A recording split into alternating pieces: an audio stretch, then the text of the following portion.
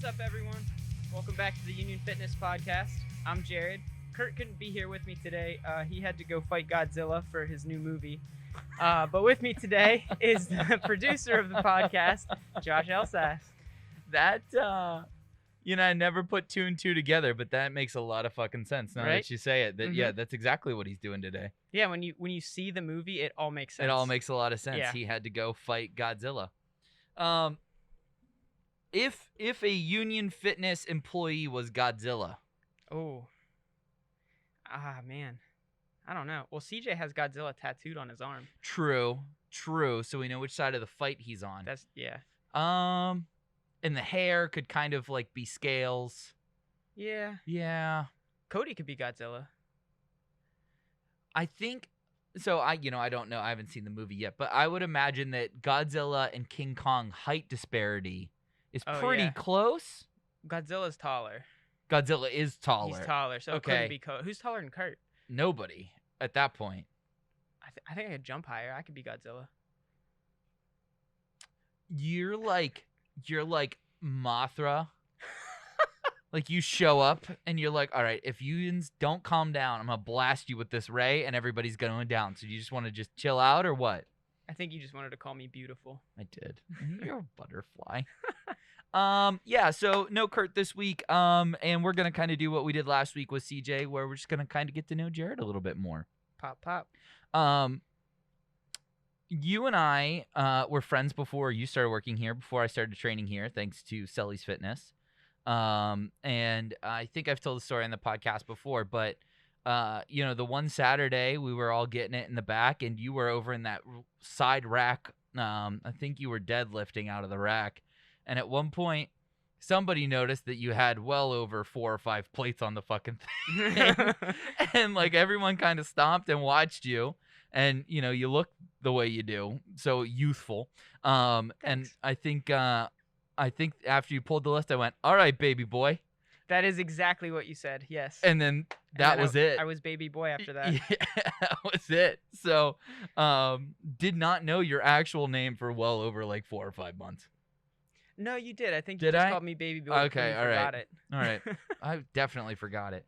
But yeah, so I don't have as many like prepared questions as I did for CJ because I don't know CJ like I know you. So just gonna kind of have some fun and chat. Let's do it. So wrestling's your background. We Mhm. know that. That's why you're so good at keeping the pounds off. That's unhealthy. That's unhealthy. That's unhealthy. Okay. That's disordered eating. Okay. But like, is that how much of wrestling do you think does legitimately weigh into your diet? Like, are you pre-programmed at this point? Like, no, don't eat the cookie. Oh no, I love cookies. Okay. I will say, wrestling did develop disordered eating for me for a while. I didn't realize that's what it was because it's just kind of like the expectation. I will say my wrestling coach in high school did not like push that on anybody. He never told anybody to cut weight. Oh, that's it was kind of awesome. just like the expectation by your teammates almost. And you Yeah. just like, when I was a senior, I was team captain. So I was like, oh, I got to cut the most weight. I just like put it on myself. And then like my dad tried to help me and get me to eat healthy. And I would just like eat dry lettuce at lunch with a can of tuna, stuff like that. And that was like my calories for the day. It was bad. Yeah, real bad. Didn't realize like what depression was until I like didn't eat and just I'd wake up early in the morning, run, go to school, like barely eat all day, go to practice, then go home, eat dinner, then run again to just like try to keep my weight down. It was bad. Yeah. So that carried over for a little while. And I guess I didn't realize what it was until probably when I was in college. Wow. And I was like, oh, this is definitely not okay. You're like, all my other friends are eating pizza every day. What's wrong with me? Yeah, and then as soon as wrestling season was over, like I literally ate myself sick on Oreos and milk. Yeah, so I don't carry any of my eating habits over from wrestling. Any like physique or good shape or whatever. I mean, like I eat well, but I eat a lot. And I just exercise hard. Like I eat for what I do, right? So I train really hard, so I eat a lot. And I don't like limit myself like on weekends and through the week I'll eat pizza, Chinese, whatever. It doesn't matter, but I try to like eat relatively well. So so you identify, hey, I have an eating disorder. And which is kind of like, I think, something that is kind of wild to think about, right? We think about what we do here is bettering yourself, but like particularly when you think of bodybuilding, when you think of wrestling, even powerlifters to a large extent. I remember Yeah. Joey cutting before one of his meets, and I'm like, dude, you're not gonna have any strength. Yep. Yeah. I mean, you don't. That's why I think a lot of the best wrestlers that I see at a high school level. I'm not gonna talk about like the Yeah. guys they're doing Olympic trials right now. Like those guys are another level. Like they're professionals. They can. I think most of them have like more mental fortitude than I could ever imagine either. So, but at least at the high school level, the kids that do the best are the ones that don't have to suck a ton of weight usually anymore because they just have more energy. And when you have more Right. energy, you last longer, you're stronger.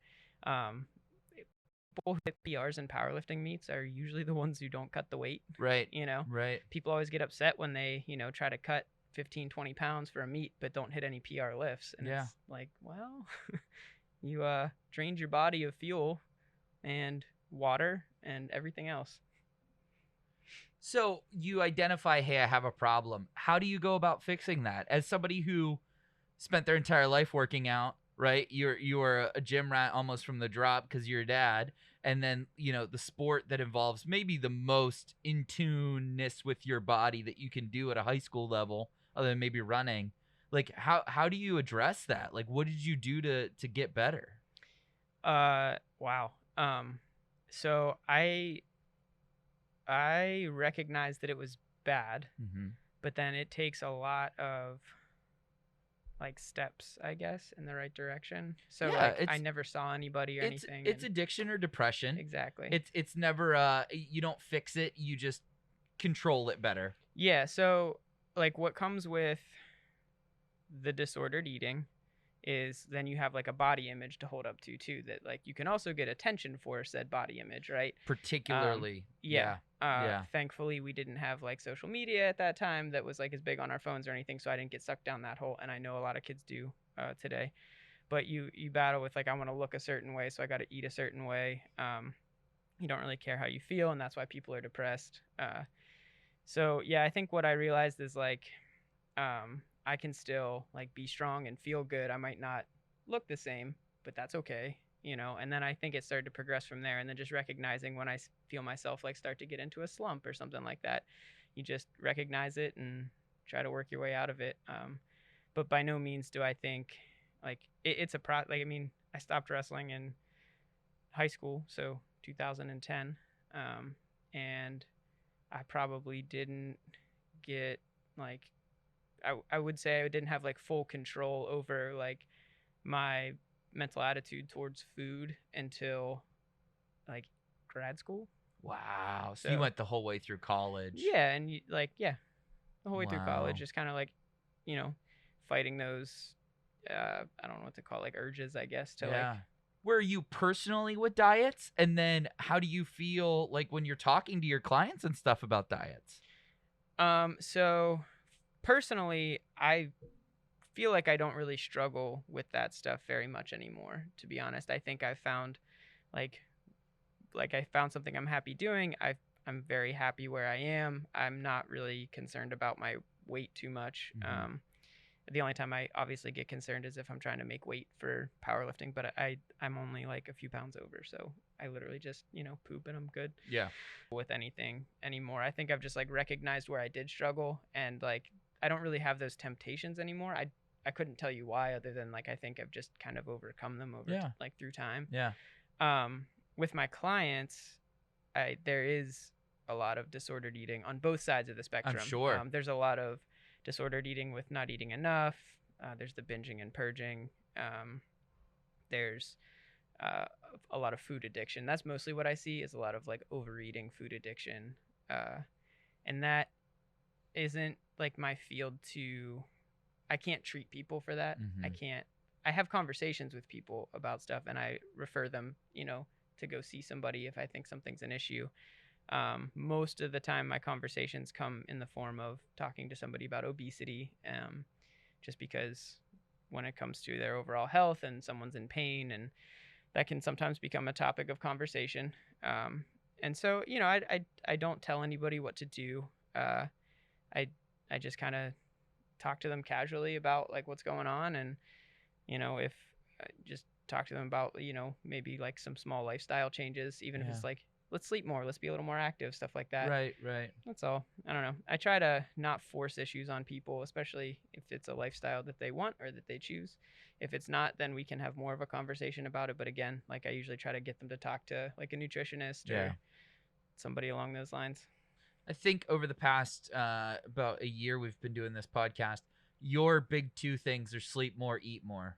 Mm-hmm. Those are like your two absolute stapled on. So how, and then Curtis turns and makes fun of you that you don't sleep at all. I don't. So like what are some good things that you think, like, do you use any apps to help you fall asleep at night? Like, do you do any of that kind of stuff? Like, what are some cool tips and tricks you've picked up along the way to help you get to sleep and then sleep well through the night?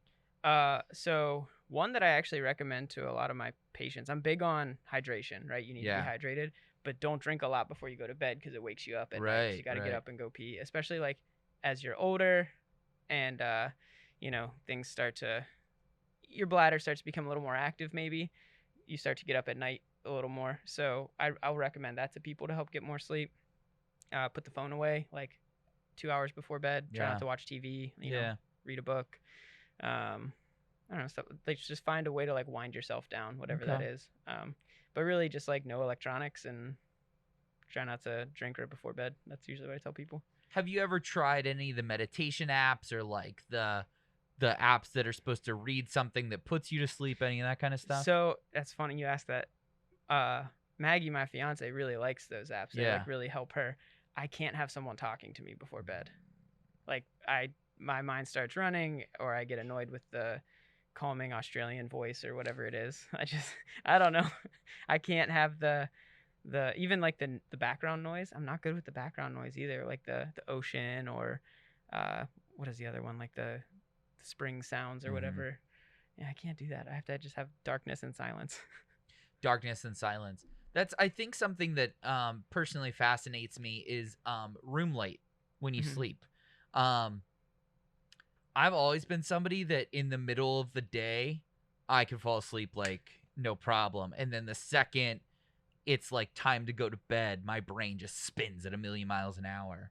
And I think it literally does kind of reset back to my fear of like the darkness as a child and like sleeping with lights on in my room and like that kind of stuff. Like it all really is weird, I think, to see how it's progressed as an adult. Like I'm gassed by the time I go to bed at night. Like I just want to sleep. And my brain's like, what are we doing? Oh my God, it's dark in here. You know what I mean? Yeah, and it's the worst too. I don't know if this happens to you, but like I'll be falling asleep on the couch. I'll be like, all right, time to go to bed. Yeah. And then I hit the bed and I'm like, well, I can start my day. Yeah. That's Anastasia has that problem a lot. She'll fall asleep on the couch and then we'll go upstairs and she's like, I just want to talk. I'm up. I'm awake. And it's like, girl, no. Like we are at the sleeping part. This is why this room exists. This is where you sleep. I take melatonin sometimes. That helps. So I had to take melatonin a few times and had really bad hallucinations on it while sleeping. Whoa. Yeah. I'm an active dreamer kind of thing. But so yeah, it was like a really big deal to take any kind of sleep thing like Ambien or any of that stuff. One, it's addicting. Yeah. Two, it doesn't lead to restful sleep. It's more like my brain doesn't sleep then through the night because it's like overstimulated. Yeah. With melatonin. Yeah. That's crazy. So I'm like hypersensitive to sleep aids. Oh, okay. So if I take half a Benadryl, you won't wake me up in the morning. You're done. Yeah. If I like sniff ZQuil, I'm pretty much dead. Like just bury me. The only NyQuil for sure. When I'm sick, like that's the only thing that's gonna put me to sleep at that point, and then I'm out. Like it's over. Yeah. And I don't know how much of that's the NyQuil still, or that's just my body reacting to the thing that's being put into it. It's like, oh, I know what I need to do now. Yeah. Do you believe in CBD at all for that kind of stuff? I haven't read a lot of like research on it, and I honestly don't know how much there is out there. Yeah. Anecdotally, I think it's what people, believe. They're just like, yeah, I take CBD and it helps me sleep. I'm like, great. And then some people are like, it did nothing. And I'm like, great. try something else. I don't know. I got some CBD cream. I won it in a raffle, and I put it on and I smelled it. I'm like, oh, it smells like menthol. And then I read it and I'm like, this is just icy hot. Yeah. With like some extra stuff in it that might help.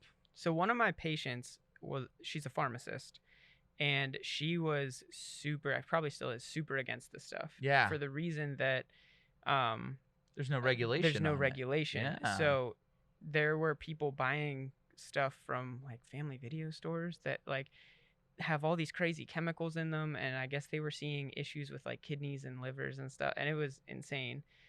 All because people wanted this product that was super hyped up in the media. So I'm sure that there's a lot of really good uses for it. I know there's a lot of like research on the different like products that just come out of the plant itself. Right. So I don't know. I just don't know enough about the CBD oil, and I wouldn't know like who to get it from to really have an opinion, because I know there's got to be like good places there's for it. a CBD shop that sponsors one of our Monday show, Laboratory in the South Side. Okay. And they have like the Delta 8 products, which is like the legal THC, and like it's a head shop, but like they have a bunch of CBD products and stuff too. And but like that's where I got it from. And I called Alex the next morning. I was like, man, that sure did the trick. And he's like, see, I told you. I was like, yeah, icy hot's great. And he just started laughing. But like, I don't know, I keep putting it on my right shoulder. It's kind of weird, especially after golf. Yeah. So I put it on there after golf, and it feels good the next day. So there you go. Yeah. Hey, I know a guy about that shoulder. You know. No, I'm not letting you touch me. I'm not. I can't do that kind of, like, even Kate was like, oh, well, come get a massage or something. I'm like, no. Absolutely not. I did a chiropractor one time, and he got me addicted to going to him. Like, I couldn't feel good unless I went there. Yeah. And that just kind of soured me on the whole thing to begin with. That's sad. I'm sorry. Because he was like, my back, it's actually my hip, but my hip sucks. And he was supposed to teach me exercises after so many whatever, right? But he just kept saying, well, you didn't come in a row, so I can't teach you those yet. Yeah. And then it became obvious to me that he was never going to teach me anything. I'm so sorry that happened. Yeah. That's like a huge downfall in my opinion, at least, in a lot of like the healthcare field. Sure. I think same thing with any therapy or any of it. There's a lot of, just depends if you get a good one. Yeah, so there's a lot of, I get really angry at this. It's kind of a soapbox of mine, but I get angry with really gimmicky PTs, like people who are like, I'll cure you in the first session and blah, blah, blah. And I'm just like, your job is not to do that. And you are not going to be able to cure someone who has had chronic back pain for 10 years in the first session. And they get people to buy into this stuff, and then they just keep feeding them like lies to get them to come in over and over and over. And it's really frustrating to like watch when you can just sit down and have an honest conversation with somebody, you know, give them the control of their own care, let them know like honestly what they can expect. Right. And you let them know you also don't have to have all the answers for them, and like kind of lead them through that like that way. And I think that's a lot more beneficial to them too. Because then they don't fall into this pit where they're spending $10,000 a year to go see the chiropractor or a PT or whoever who just, you know, makes them feel good for a day, or not even a day. Sometimes it's like an hour. You feel like, oh, I got a little relief, but I got to go back tomorrow and pay him another $200 because, you know, I don't feel good without him. Like you said, it's sad. So you're, you know, with your background and you being such a smart cat and all, you know a lot about the importance of stretching. Mm-hmm. And so I want to talk a little bit about your off day, maintenance day routine. I know you don't get to do it as much as you want, but like, what do you do in those days that you think everybody should start doing? And I know it's not for everybody, but like, what are the things that you love doing that you're like, yes, this is always like a good thing for me? Walking. Just walk? So, how far? How long? Whatever. I mean, just walk. I mean, that's your body was designed to do that, right? Was to walk. Walk, run. Bipedal, walk, run, yeah. For me personally, I like to move in planes that I don't normally train in. So like I that squat. Was too smart. Too smart. Too far up here. Try so, lower. So I squat, I bench press, and I deadlift a lot. Right? Okay. So, for example, I'm always like, my hips are usually flexed, going down into a squat or a deadlift, you're focused into a lot of external rotation of your hips. I like to just work into a lot more like extension of my hips. So like stretching my hip flexors or working them through a full range of motion. A lot of internal rotation. People always comment that I do like weird stuff out in the gym because I'm always like moving in different ways. I just try to do things that put me in positions that are different from the movement I'm doing. Yeah. I just think it starts to feel better. And then if I am, you know, off or tight or whatever, however you want to say it, not moving well, like I can better recognize certain things, put myself in better positions, and warm up better too. I think, you know, we know that our audience is very, very much a computer-based audience, and that they're listening to us or watching us on the computer right now, which kind of gives us the indication they sit and then they come to the gym. Yep. Right? And I think those people all have the same problem. My hips are too tight. My groin's too tight. My lower back hurts. Yeah. So what's like, give me a cool exercise to open that shit up that breaks the sitting plane of motion. So, okay. So I said walking. Mhm. That's the first thing I recommend Yep. to people. I just tell them like every hour, walk. Just get up and walk. Walk to the water fountain, walk to the bathroom, walk to tell your boss off. I don't care. Just get up and walk. Just do something. Like Okay. get up and move. I like going it so we sit in like a flexed position, right? And a lot of us are super slouched, which is fine. There's nothing wrong with like posture per se, but it usually feels good to stand up, like do some extension of your back, you know, Okay. like arch your back. You know, laying. Have you ever seen like a prone extension exercise, cobra pose Yes, in yoga? yes, So okay. that one generally feels good. I like to do even just like open books, cat camels, things like that. They're all Yes. YouTubeable, Yes, so yes. okay, just things to get you moving, just moving in general, but Yeah. in different ways than how we're sitting right now. Sure. Okay. Just because of your background, I think there's some things, right? When you go down into that squat for the first time Mm-hmm. and you hear that pop and everybody goes, "Ooh, did you hear that? Is that good, bad, like indifferent? Should I like not lift for the rest of the day?" Like what do you think about that kind of stuff? So it depends what popped, and it depends if it hurt, right? Right. So let's start with this joint cavitation, like the popping you feel when you go to the chiropractor or the PT and they do a manipulation, right? Or you're just moving and you feel your joints pop. Or even if you squat down and you feel your knees crackle or your shoulder crackles or whatever, that stuff's not bad, right? So joints, research is showing that joints naturally do this stuff. Mhm. Noise is okay. It's usually like pressure changes within the joint, fluid moving within the joint. It can be a tendon structure sliding over one another. As long as it's not really associated with pain, you're okay, right? Mhm. For example, sometimes when I squat, my knees will be like real loud on my first rep. Yeah, mine are audible. Yeah. If I were to squat right now, I'm sure we could hear it outside Same. of the room, right? Same. So that stuff's not bad, and it's nothing to like be concerned about unless you like get up and all of a sudden like you can't move your back, then that's not good. Okay. But yeah, so joint popping's fine. Okay, cool. So like this.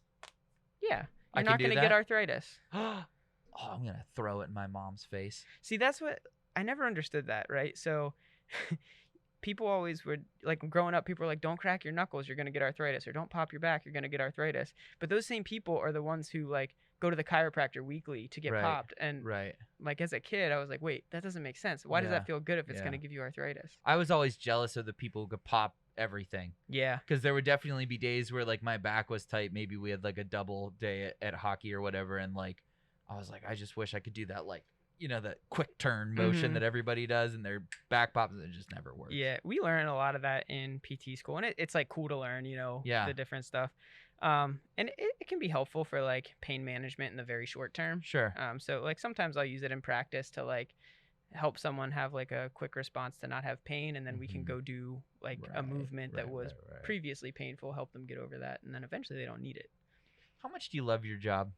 I love my job. You talk about it so often. Like, It's fun. I think that's like people are always asking me like about video, photo, you know, audio stuff all the time. And like the second somebody's willing to engage with me, I just like It and all like comes out. yeah, just vomit all over them Yeah. information. And that's how I feel in a good way when I talk to you about you're like, "Oh, well, it's what'd you say about the you blew my mind the other day that we have 3 something Hamstring muscles. hamstring muscles." Yeah.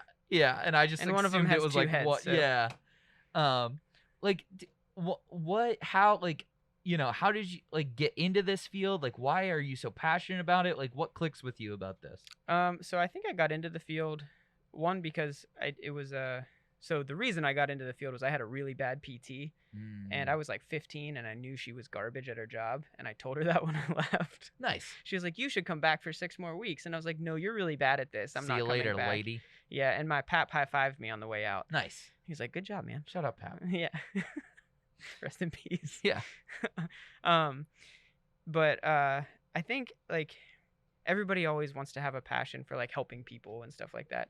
I think the thing that attracted me to PT the most was the fact that I got to see somebody in arguably one of the worst states that they've been in. Right. They're in a lot of pain.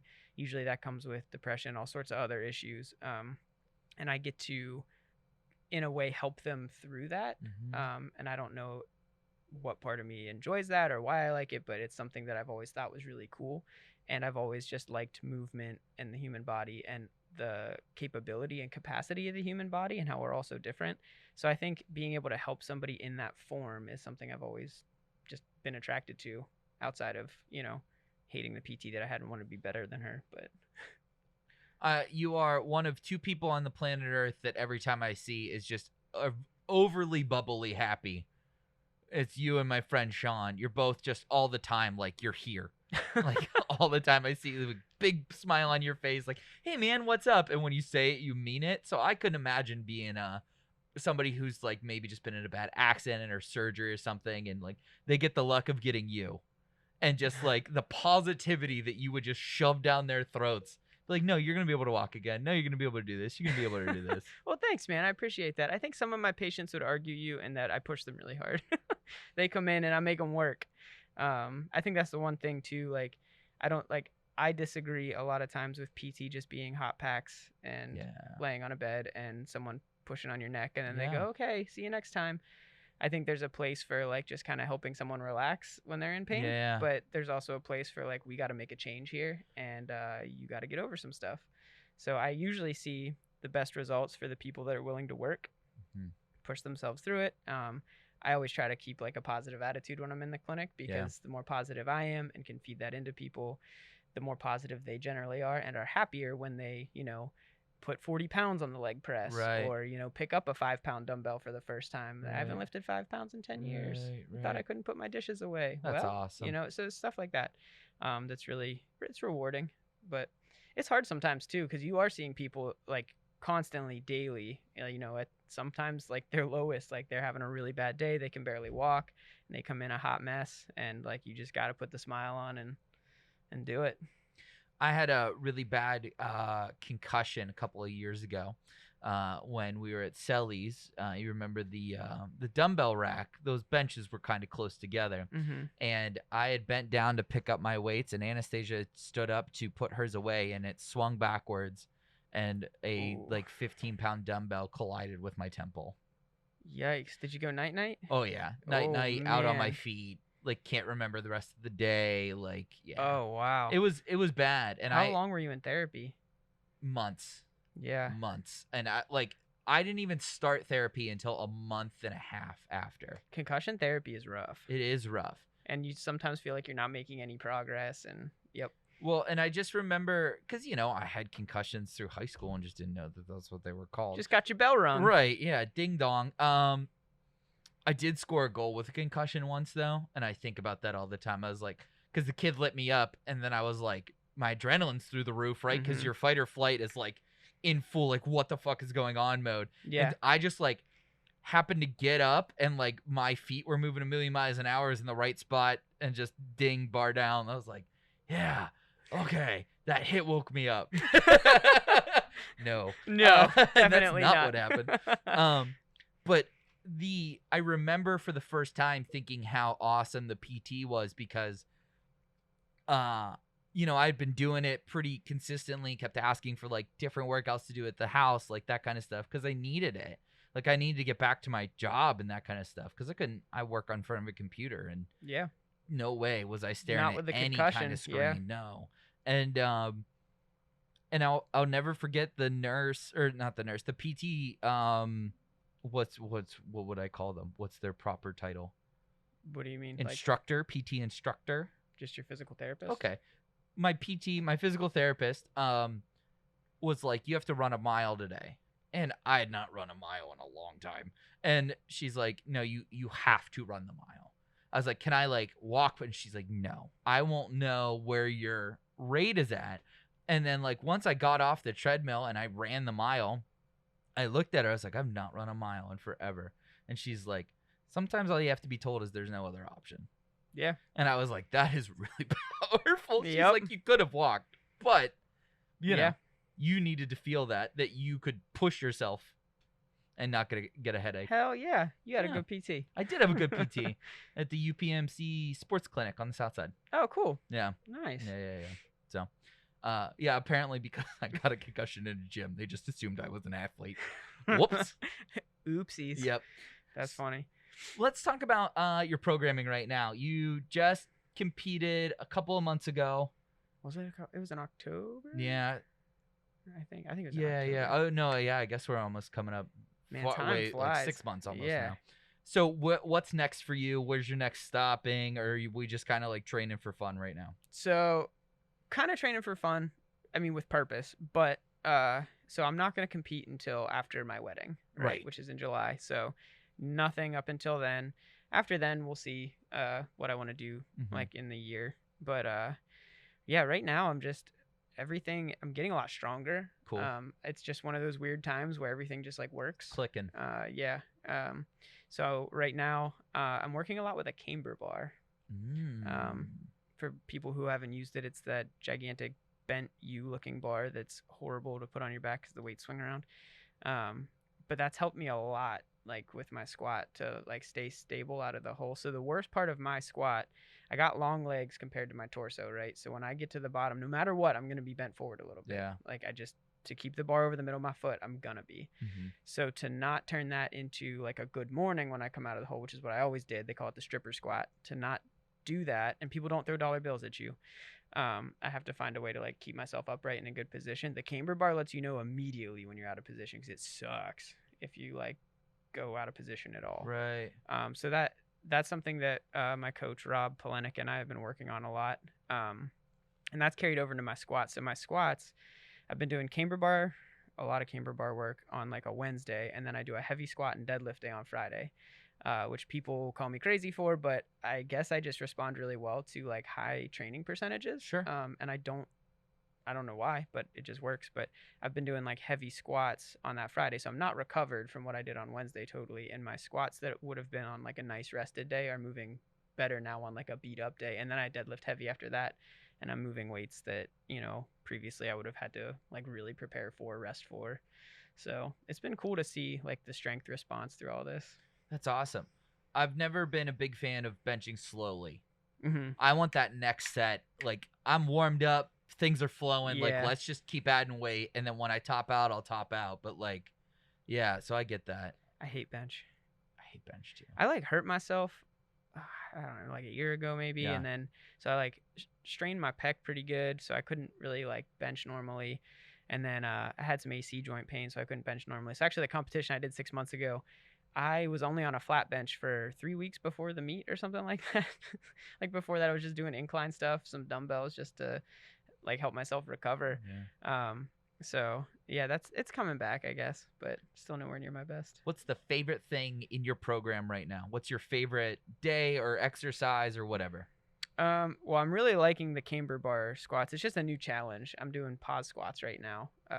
With a camber bar. With the camber bar. That is a pain in the ass. Oh, it literally, Literally, yes. Like yeah. the next day, I cannot walk very well. I bet. I think that's probably my favorite, but I think like deadlifts are always my favorite. Yeah. And I think I've really liked the challenge of coming in, still kind of like not 100% from the pause squats that I did, 2 days prior, having to squat and then having to deadlift after that. Like I've been doing singles at 600 for the past 3 weeks on deadlift, like after heavy squatting and everything.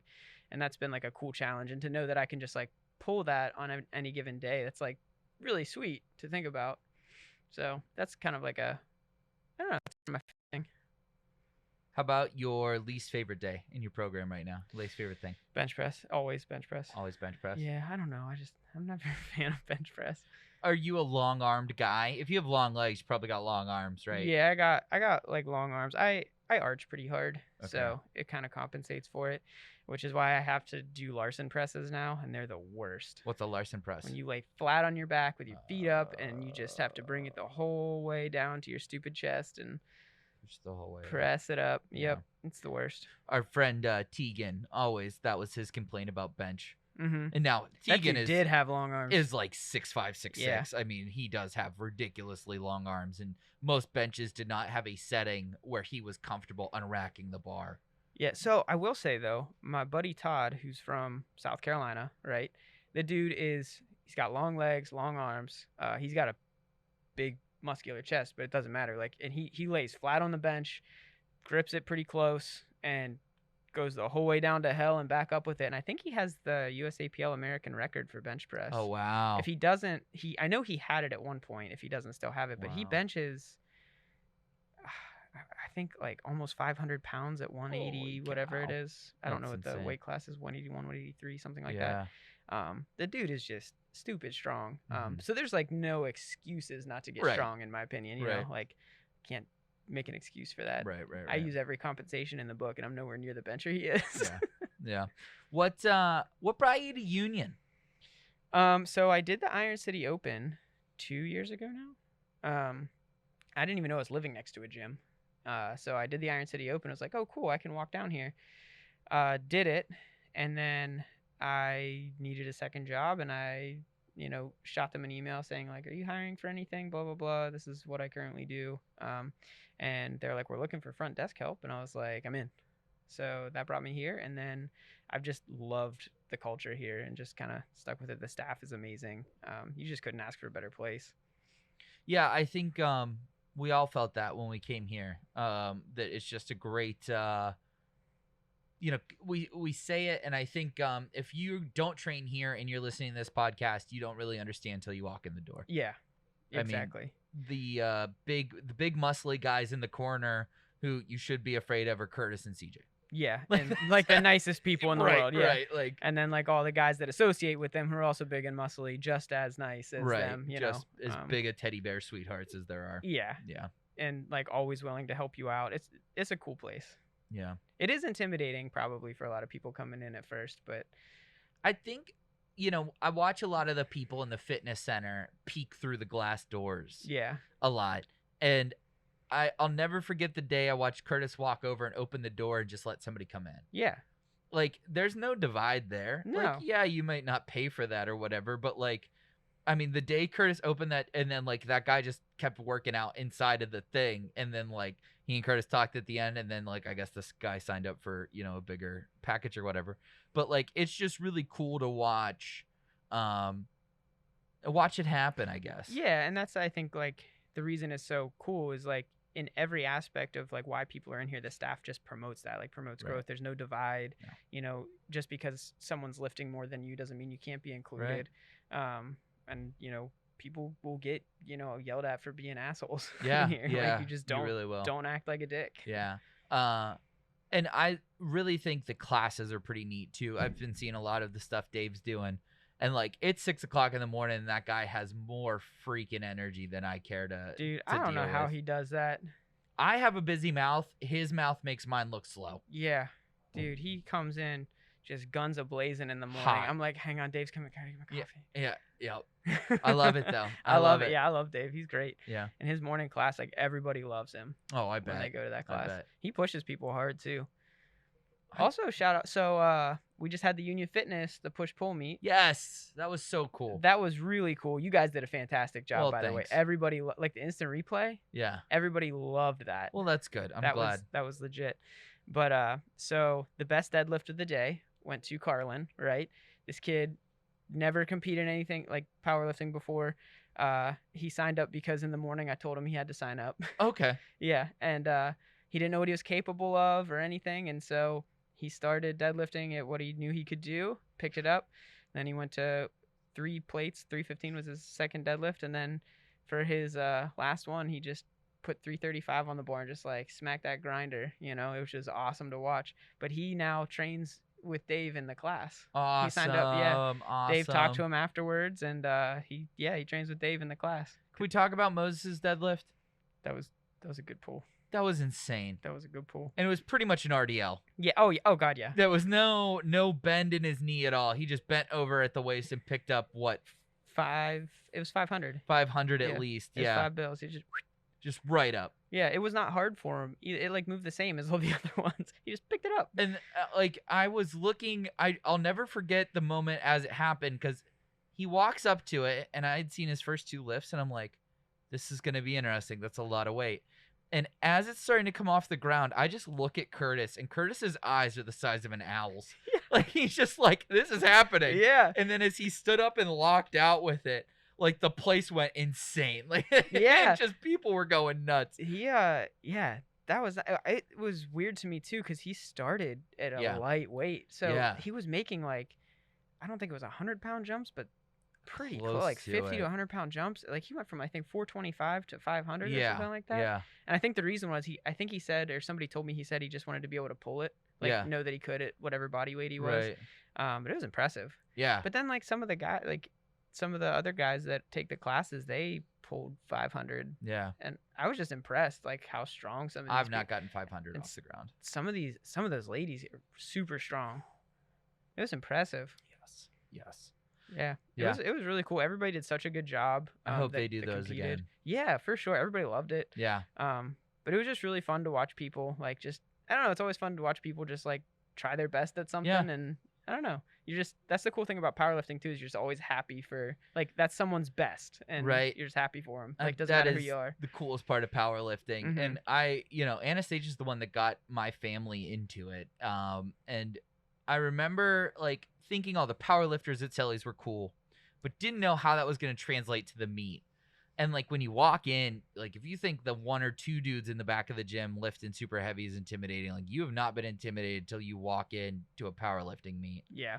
And just to watch some of these dudes like cry with each other because they finally overcome that weight that they've been, they wanted to hit for decades, or you know what I mean? Yeah. Like it's just the biggest hug fest, like sweetheart dudes, like just hugging each other happy. Like it's the best. Yeah. Powerlifting meets are the best. They take forever, but they're the best. Yeah, they are great. I mean, my first one, I didn't train for it. I didn't know what to expect. I was there. I didn't know anybody. Like my dad showed up, and then some of my friends from grad school like drove in that day too. But so I didn't know anybody I was competing with or anything. And like everyone in the back, like the guy who won the meet down to like everybody was just like yelling for me when I was going for, and I didn't know these people at all. And they were just like, I was getting like slapped on the back and high fives when I got a lift. I was like, thanks, man. Yeah. This is so cool. Yeah. Yeah. Like when you come off the platform in the row of high fives. Yeah. Yeah. It's the closest thing to being a professional athlete we'll ever get. Yeah. Yeah. Yeah. Okay. So this is off the top of your head. You just have to answer the fastest you can. Oh boy. Don't think about it. Okay. Ready? Mm-hmm. Favorite PR song? You Can't Stop Me. Tacos or pizza? Tacos. Beer or whiskey? Beer. Rom-com or sci-fi? Sci-fi. Rock or rap? Rap. Guitar or drums? Guitar. Dumbbell or kettlebell? Ooh, kettlebell. String tank top or short shorts? Short shorts. Hats or beanies? Hats. Cali or Boston? Boston. Desert or tundra? Tundra. Car or motorcycle? Ooh, motorcycle. Pitbull or shepherd? Pitbull. Sleeper food? Food. Favorite local brewery? Allegheny City. Favorite local beer? Ooh, Deutschtown Brown. Is life nothing really but a peanut? No. Oh. Ain't nothing but a peanut. Ronnie Coleman. That's it. Sweet. Yeah, you nailed that. Oh, last one. Who's smarter, Curtis or Cody? Cody. I even think Kurt would agree with that. CJ responded with Corrodis. He's like, both of them, I combined it. So, cool. You got anything else you want to talk about before we sign off? It depends. Do you want to talk about anything else? I don't know. How do you think your Rams are going to do this year? They're going to kick ass. They are. That's a tough division. Dude, don't get me started. if it were possible, all 4 teams would make the playoffs. Yeah, it is theoretically. It is, but it would be tough. Yeah, but yeah, we'll be good. How do you feel about your 17th game? Against the Baltimore Ravens, we'll be all right. But like, do you like that, the addition of the 17th game? No, God, no. No more 8-8. No. 17. Those guys are so beat up at that point. That's so stupid to put them through that. Like, I would put all my backups in. If I knew I was even had a shot, I don't know. Put my backups in, and like, it's not worth it. Yeah. I don't know. I think it's stupid. Okay. You did get friend of Thoughts from the Bench, Duck Hodges, on your practice squad. So treat him nicely. Keep him in good health. I love Ducky. We will be reclaiming him at some point. No, you won't. For the Thoughts from the Bench football team, yeah. You got to get him on the podcast. He's on in the 2 Beers Deep Hall of Fame, and is man, he's been really nice to us on the internet. Really? So, yeah, that's like cool. Retweeted our stuff, and oh, that's cool. Yeah, seems like a legitimately just a good dude. So, all right. Well, Jared, thank you for joining me. We'll be back next week with CJ and Todd, assuming that Todd doesn't have to go educate the youth, or CJ isn't like, I don't know, roaming the country in a van looking for tacos. That sounds like a good idea, though. Both those you should things are very probably real. like virtually get him in while he's doing that. Yeah. No.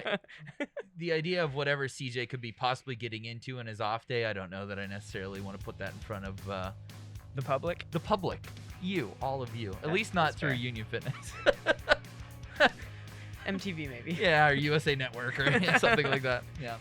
All right. Well, this has been the show. We'll be back next week. Thanks, Jared. Thanks, Josh.